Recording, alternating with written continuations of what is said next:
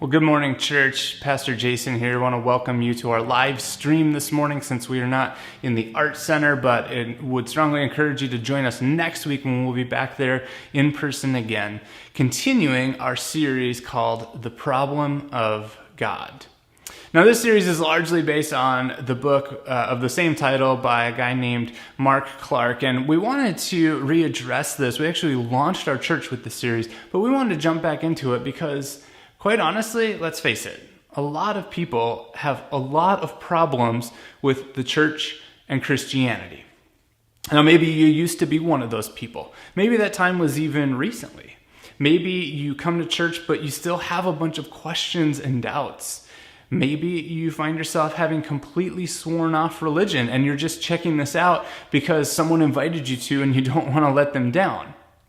But regardless of your current position in life, we're taking 10 weeks to address the biggest and most common problems people have with Christianity, the church, Christians, the Bible, all sorts of stuff that surround and build the foundation of our faith. Now, I want to start off this week the same way we did last week, just with a quick disclaimer that normally at Home Church we're a little bit more exegetical. Usually that means what we're doing is diving further into Scripture. We're reading it, we're allowing the words to come to life, and we're applying those to our lives here and now.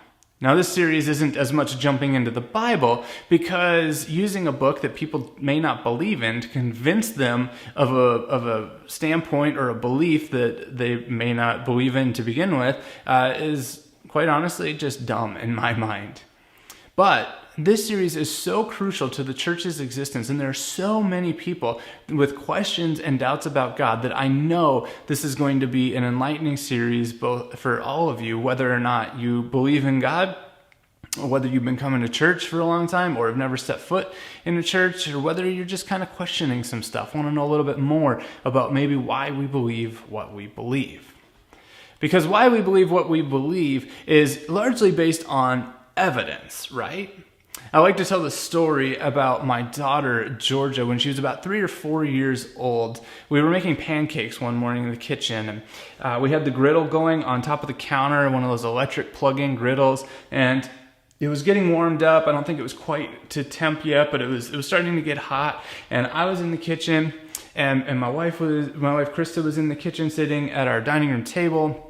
And I had turned one way, Krista was paying attention to something else, and our daughter Georgia just wanders up to the counter and reaches her hand up and puts it on top of the griddle. Now, neither of us saw what happened, and she didn't do it for very long. By the time I had turned around, I saw Georgia kind of holding her hand like this, and she started to walk toward my wife really slowly. And when she got over to her, she just held her hand up to her and showed her the palm.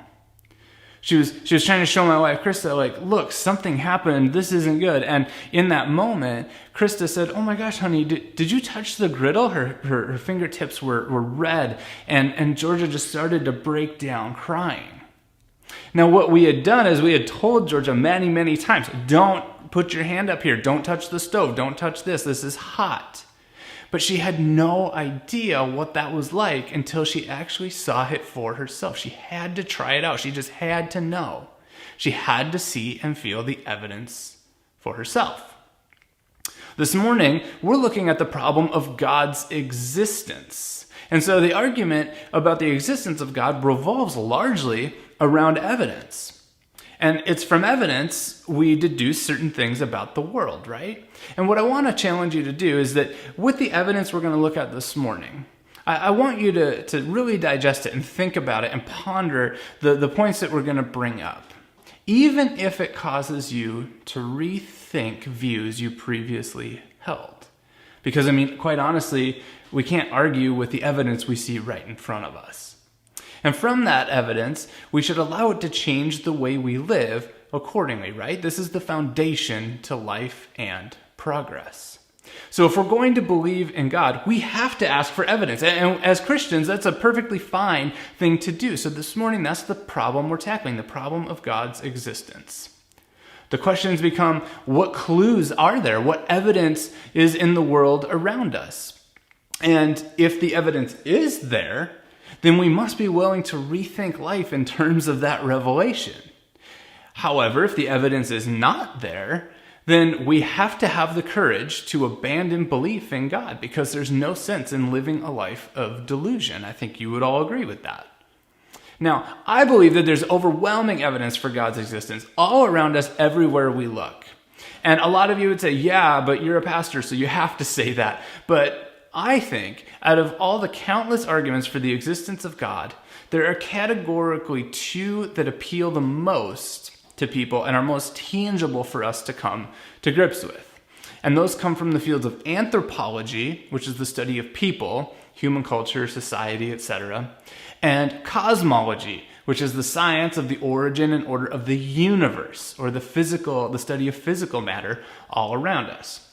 So really, we've got two main categories that I think solidly prove, or at least don't disprove, the existence of God.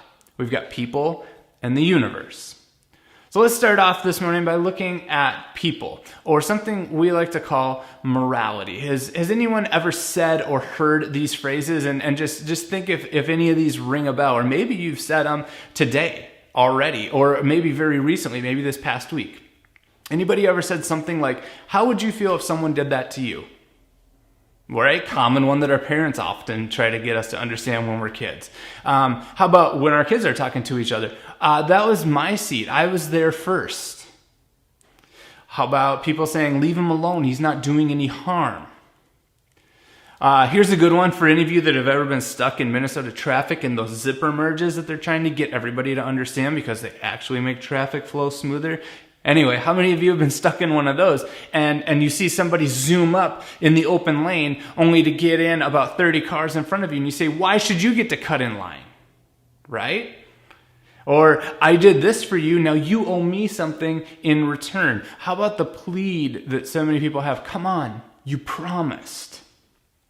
Now, in saying any of those things, in doing so, what we're doing is appealing to some sort of moral standard or a code, right? We expect that the other person knows this code too, and they should see it from our point of view.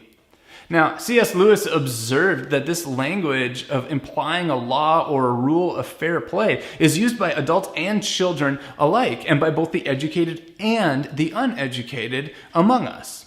I see this with my kids all the time. Georgia got the bigger piece. It's not fair. Bodie had his turn. Now it's mine. Paisley got to. Why can't I? Those are arguments that happen almost daily in our house, I promise you. Now, no one specifically taught my kids about these predetermined rules. They're hardwired. They seem to be predisposed to believe them. And as adults, I don't think we can argue that this sense of right and wrong or morality is kind of built within us, isn't it? A term for this predisposition that we have is often called moral law. It's the idea that there is right and wrong which appeals to our consciences. Now, whether you agree with the law or not, whether you believe in the law or not, is not necessary for the law to exist. Now, in order for there to be a moral law, I think, and the Bible would argue, that there must be a lawgiver or writer of it, right? In the Christian church, we would consider that author to be God. He's created a moral right and wrong, and he's woven it into the fabric of our being. It's the law that transcends culture. It's universal. Now, skeptics often push back at this idea, and they'd say, well, morals don't transcend culture. They're simply a product of culture. So what that means is that what one person believes is right or wrong can be true for them, but not necessarily for everyone. Okay? That's the idea of kind of moral relativity. But practically, what this breaks down to and where it falls apart is that it doesn't make much sense to follow. Because I'll give you an example. This idea of moral relativity is a great idea until someone does something that you don't agree with. So, for example, under this way of thinking, you have no right to get mad at someone for cutting you off in traffic. You can't say that abortion is right or wrong. You can't be upset with politicians and all the stuff that they say they're going to do that they never follow through on. Under moral relativity, the best you can do is say, well, I don't agree with that, or I don't really like that. But what ultimately moral relativity leads to is that that isn't wrong because it's not wrong for that person. Of course, though, you undoubtedly felt something moving inside of you when I mentioned one of those things. Some of these things appeal to or grind against the morality within you. One of the great problems with moral relativity is that it's not a sustainable way to order society. Can you imagine if we all just kind of did what we thought was right and ignored what everybody else thought was wrong? It feels much less rational than having a prescribed order, a right and a wrong to our culture, right? Which is why we have the extensive statutes for law and order that we do, both at the US level and at the state and local levels. See, moral relativists still care about things. I think most moral relativists would agree that it's wrong to hurt children. Most of them believe that all people should be treated equally. They believe in justice. So then who gets to define what justice even is? See, a moral relativist, by nature of their belief, would have to be content with a slap on the wrist for someone who's convicted of murder. That's a hard position to hold. Now, others would say that the idea of morality doesn't necessarily have to come from God, nor does it have to be defined by society. It's just a natural process. It's a natural thing that's born into us. It's part of our DNA, or an evolutionary trait. But the theory behind evolution and the nature's theory of evolution, which we kind of touched on last week, so I'm going to encourage you to check out that sermon if you haven't yet. The idea behind that theory, though, is that everything is done for the benefit and survival of the individual and or species. So if that's the case, then it's perfectly reasonable to say that the traits of compassionate people shouldn't have made it this far. Putting yourself in danger to help save another person makes you less likely to survive and pass on your genes. Scientists call this idea naturalism, and it leads us down a dangerous path. So real briefly, if our morals are guided simply by the desire to survive and build a stronger species, we would have a natural desire to weed out those with less desirable traits. Now, this was actually considered a very progressive form of thinking between the two world wars. There were international congresses held where the recommendation by some of the world's top thinkers and intellectual elites was for governments to forcibly sterilize those who were deemed mentally deficient. Take, for instance, Margaret Sanger. In a 1921 article, she wrote that, quote, "The most urgent problem today is how to limit and discourage the overfertility of the mentally and physically defective." Now, one person took this worldview to its natural conclusion in the early 1940s. In an attempt to create the perfect race, he ordered the extermination of about 6 million Jewish people. Of course, we know this man as Adolf Hitler. The very fact that you and I are sickened by his name and the thought of sterilizing or even murdering people based on their physical or mental capacities or their ancestry, or the fact that we believe today that racism, sexism, and other unequal treatments are wrong, it begs the question, if this is a natural process, if this is an evolutionary trait, why should I be convicted about it? It's just my natural body and mind doing their thing. And the fact that you are convicted about it has to lead you to the question, where does this conviction come from? Why do I think this is wrong? Why do I feel that this is not right? All of this, I believe, is evidence that there is a God who has written a moral law, and he has stitched it into the very fiber of our being. Now, you might be thinking, well, I'm still not convinced, right? Because we can't be 100% sure where these social constructs of right and wrong come from, right? We don't have written records or humanitarian studies that date back that far.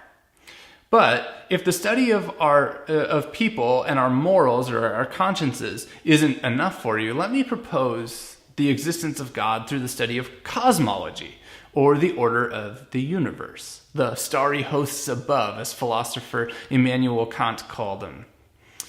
I think all along these have pointed to a creator. See, when we look at the universe all around us, Science would tell us there's a concept known as contingency. It's been around an important part of the scientific community for centuries, even millennia. This thought goes way back. Contingency is the idea that if something begins to exist, it's dependent on something else causing it to exist, right? You didn't always exist. Your existence was contingent upon your parents, first of all, existing themselves. They had to meet, fall in love, turn the lights out one night. You get where I'm going with this.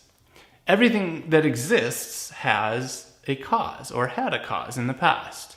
If everything that is created around us is contingent on something else existing, and we keep going back and back and back further and further in time, eventually we have to get to a starting point. But at that starting point, something eternal and external must have been present to cause it. Now, the counter argument to this is, but you don't need God to explain the universe. The universe itself is the eternal thing that started everything else.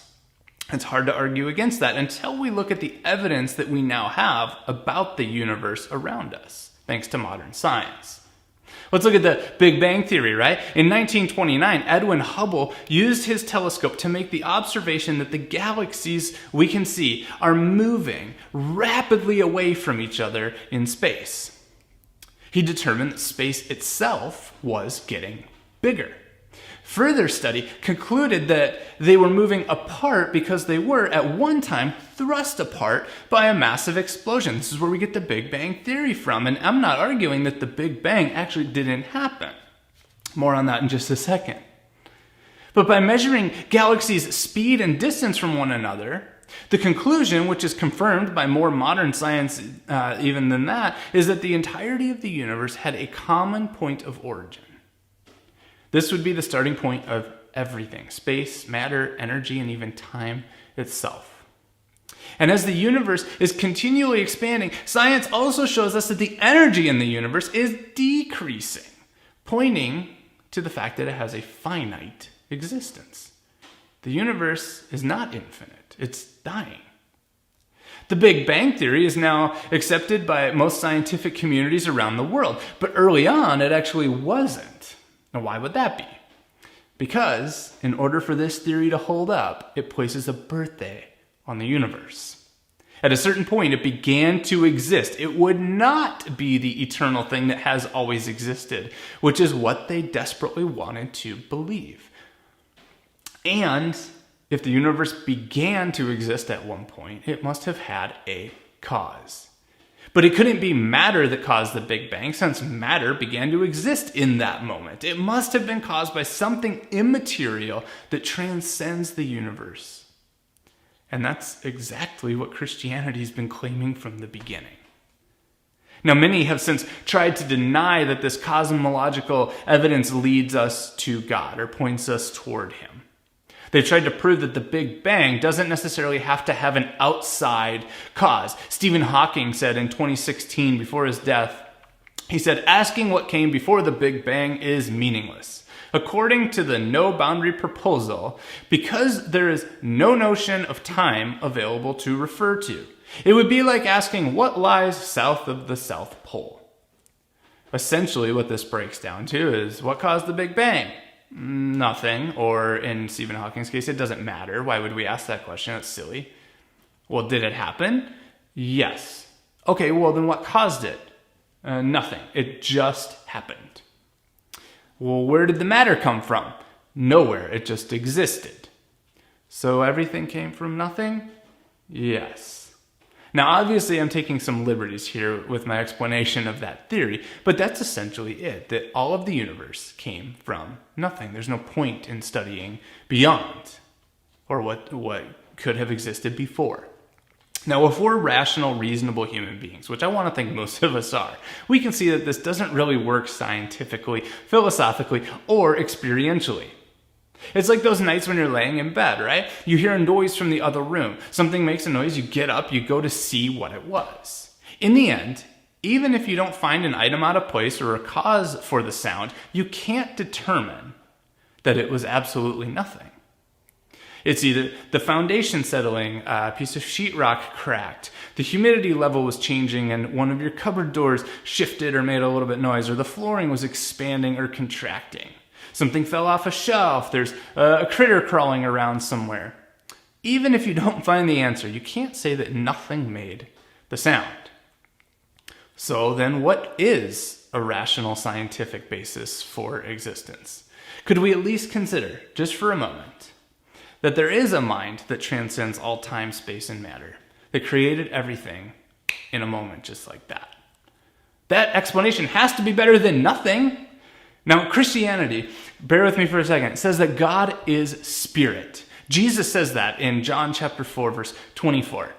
His spiritual existence, God's spiritual existence, is the transcendent beginning of everything. He takes credit for the creation of the universe. So this event, the Big Bang, no matter how it specifically unfolded, is what the Bible calls the beginning.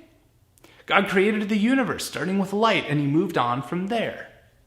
Astrophysicist Robert Jastrow says in his book, God and the Astronomers, he says, quote, "Now we see how the astronomical evidence leads to a biblical view of the origin of the world. The details differ," he says, "but the essential elements and the astronomical and biblical accounts of Genesis are the same. The chain of events leading to man commenced suddenly and sharply at a definite moment in time, in a flash of light and energy."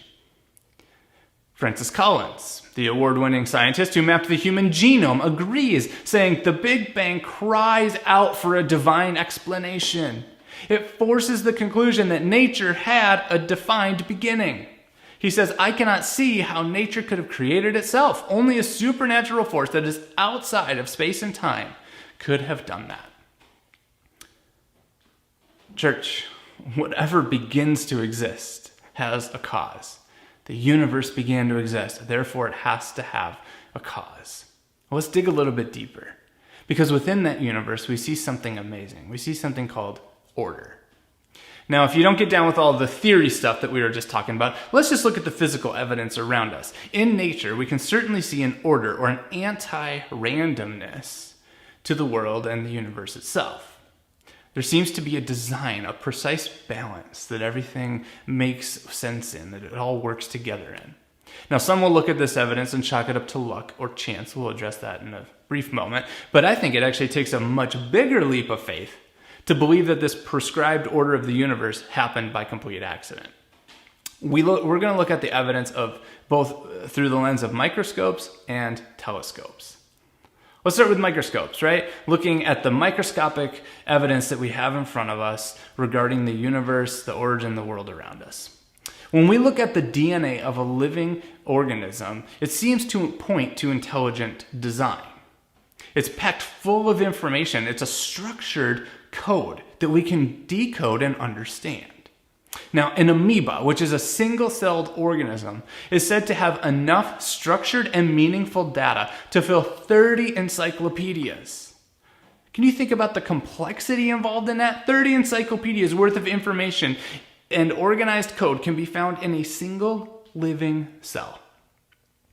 There's an order and an intelligible design to a single cell, which we can see with microscopes. But there's also an order and an intelligible design to the entire universe, which we observe with telescopes. To start off this one, philosopher William Paley said it this way. He said, "If you're walking along the beach, find a piece of wood, you'd probably conclude that it chipped off a tree at some point and ended up there. That's the origin. But if you continued walking and found a watch with all the complexity of its moving parts and pieces, you'd probably deduce that someone had designed it, not that it had been produced over time by accident." And this is logic which we can apply to the design of the universe, I think. Even the very existence of the universe is so mathematically improbable, it's considered to be at the level of miraculous or impossibility. The chances that all of the life-permitting variables that had to be present and line up at a specific time to create our universe is so improbable that mathematicians tell us it cries out for explanation. The improbability of the universe coming into existence has been calculated by people who have much bigger brains than I do. If you care to do such a math problem, they've calculated the improbability of the universe coming into existence as 1 in 10 to the 138th power. That's 1 in 10 followed by 138 zeros. It takes quite a while to write that out, I can imagine. Now compare that to the number of atoms in the entire universe, which is just 10 to the 70th power. See, there's an arbitrary cutoff of probability that's somewhere in the 10 to the 50th power range, 10 with 50 zeros following it. Anything above that, this is a range where things are no longer deemed possible. Although they're not truly impossible, the probability is so low that it wouldn't be mentioned in rational, reasonable argument. Astronomer Fred Hoyle says that a common sense interpretation of the facts suggests a super intellect has monkeyed with physics, as well as chemistry and biology, and that there are no blind forces worth speaking about in nature. Let's dig in just a little bit further and assume that this were to have happened by accident somehow. This miraculous math equation somehow happened by accident. Astrophysicists explain it this way. They say there were about 122 dials on a switchboard somewhere that would have had to line up in precise values at a specific time in order for the universe to exist. If one of those dials was off by a millionth, which I can't even write out that fraction, right? There are no galaxies, no stars, no planets, no people. It doesn't happen. It's one thing to say that these 122 dials did line up somehow. Let's go down that road. But then we have to determine where they even came from. The dials, or the physical properties, had to come from somewhere, and the laws that govern the physical matter that were these dials had to begin to exist at some point. The laws of physics and thermodynamics and every other scientific law would have had to already be present for this chain reaction to take place. Again, I think that believing this happened by chance is a far bigger leap than acknowledging that there was an intelligent designer or creator involved. It's for these reasons that I believe theists have a more rational explanation for the creation of the universe. We say that mind came before matter, that the universe was created according to the laws that predate the existence of it, that there is intelligent design involved. Stephen Hawking concluded it this way. He said, if the rate of expansion 1 second after the Big Bang had been smaller by even 1 part in 100,000 million millionths, the universe would have recollapsed before it ever reached its present size into a hot fireball.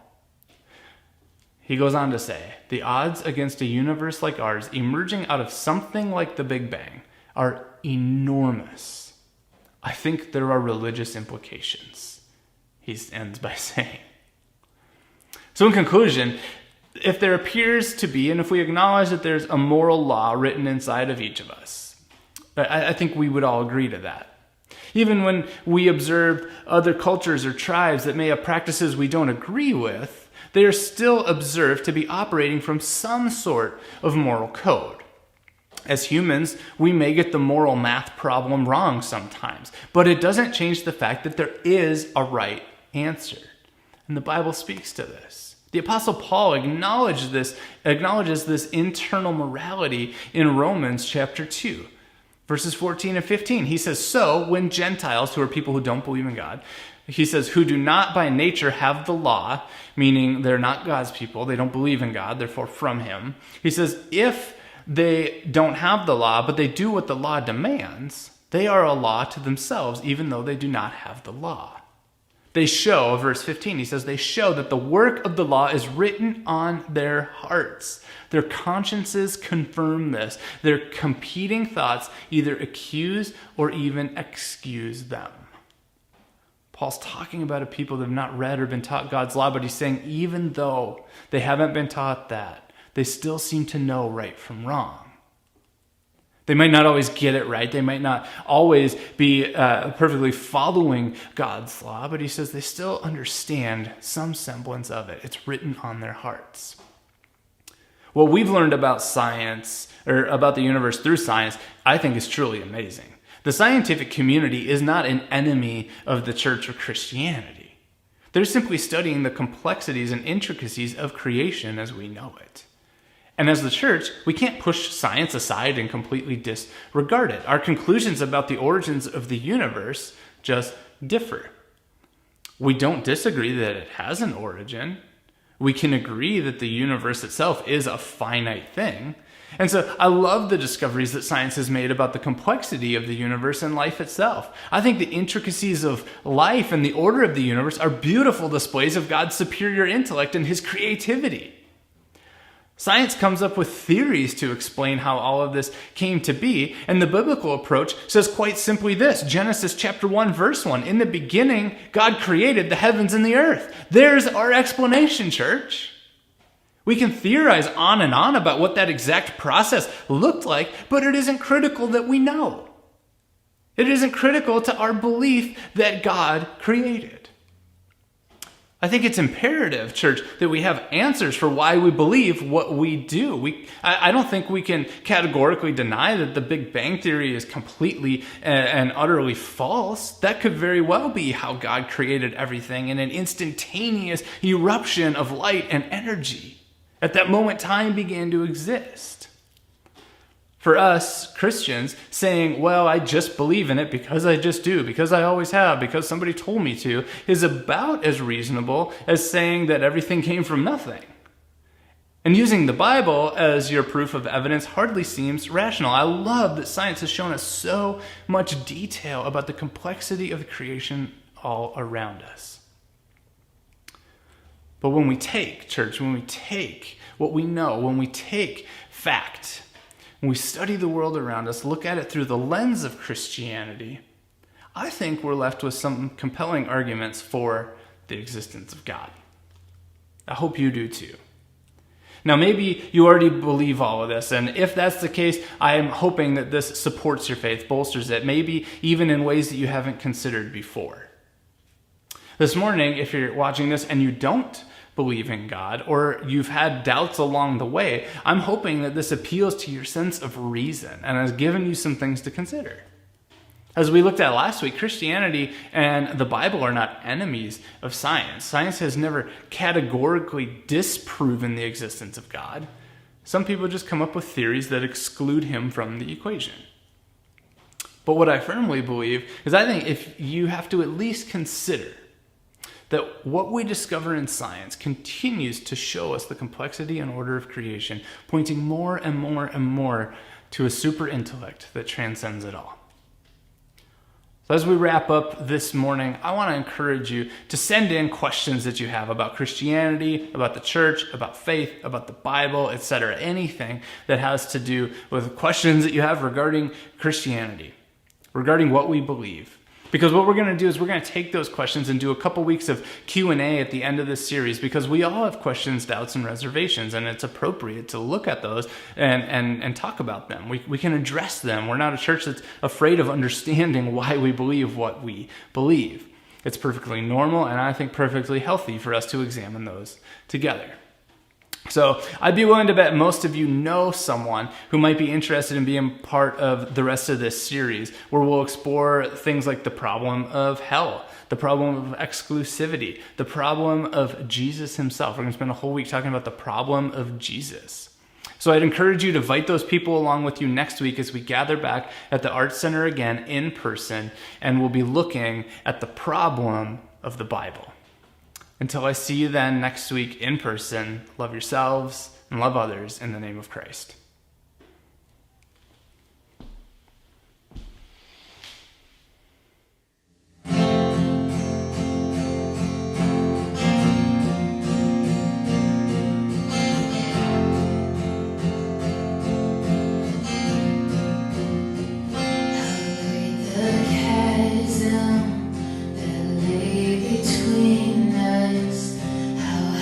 The mountain I could not